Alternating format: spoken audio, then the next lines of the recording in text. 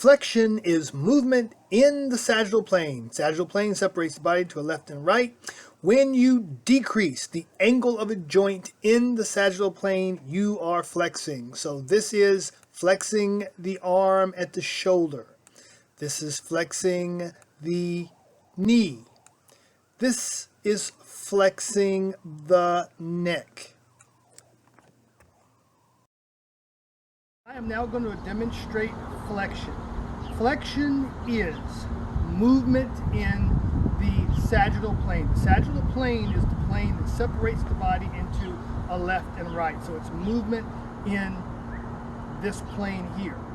Flexion specifically is movement in the sagittal plane that decreases the angle of the joint. So if I am to flex my elbow, that is that movement. Or to flex my wrist, it would be that movement. Or I can flex my arm at the shoulder, it would be that movement. You're decreasing the angle of the joint in the sagittal plane. I can flex my hip or my thigh at the hip by doing that movement. And of course, I can flex my knee with that movement. Okay? All of that is decreasing the angle of the joint in the sagittal plane. If I can flex my neck anteriorly, like that. If I want to flex all my joints, when you are in correct anatomical position, all joints are fully extended. So doing this flexes all those joints at one time.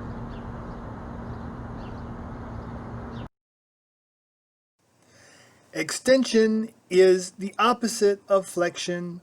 You're moving in the sagittal plane, but you are increasing the angle of a joint.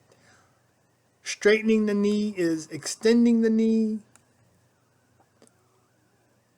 Going from head bowed to head up is extending the neck.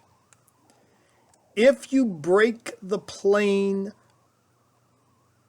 of the body at correct anatomical position, that is hyperextension as shown here. And you can hyperextend your neck as well.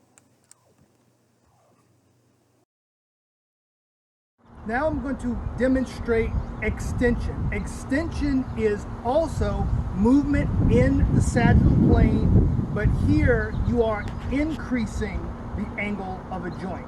When you are in correct anatomical position, all joints are fully extended. So I'm going to have to flex the joints to show you extension, right? So going from this position toward that position is extending the elbow, or going from that position to that position is extending the wrist.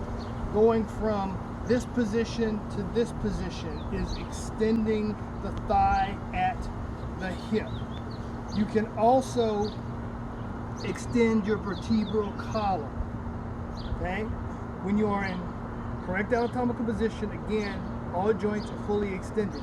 If you extend beyond this plane, you are hyperextending. So that is hyperextending the arm at the shoulder. This would be hyperextending the neck.